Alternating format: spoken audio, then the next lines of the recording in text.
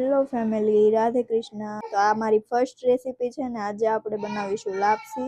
લાપસી માટે સૌથી પહેલા આપણે એક વાટકો પાણી લેવાનું છે, એક વાટકો ઘઉંનો લોટ લેવાનો છે અને એક નાની વાટકી જેટલો ગોળ લેવાનો છે। તો સૌથી પહેલા મેં એક કટોરી પાણી લીધું છે, જેનું આપણે આંધણ કરવાનું છે। તો એ તપેલીમાં નાખી દઈશું। પાણી ઉકળે ત્યાં સુધી આપણે એને ઢાંકી દઈશું। તો 2 મિનિટ માટે આપણે પાણીને ઉકળવા મૂકી દીધું હતું।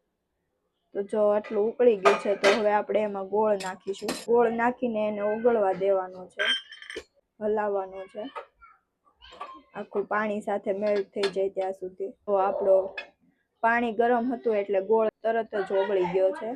આ રીતે ગોળનું પાણી બનાવી નાખવાનું છે। આ છે આપણે એક વાટકી જે લોટ લીધો તો એને કાથરોટમાં નાખીને એને મોણ દેવાનું છે તેલ નાખીને।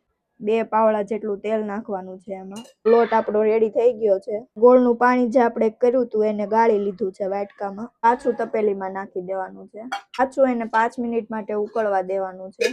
ગોળનું પાણી ઉકળે ત્યાં સુધીમાં આપણે એમાં 2 પાવડા જેટલું તેલ એડ કરવાનું છે। ગોળનું પાણી ઉકળી ગયું છે, તો હવે આપણે જે મોણ દીધેલો ઘઉંનો લોટ છે એ આમાં એડ કરવાનો છે। બધો લોટ ધીરે ધીરે કરીને બધો એડ કરી દેવાનો છે અને આ રીતે ફેલાવી દેવાનો છે આખો તપેલીમાં। વેલણ વડે એમાં રાઉન્ડ રાઉન્ડ હોલ કરવાના છે, એનાથી લોટ બધો ચડી જાય, કાચો ના રહે એટલા માટે।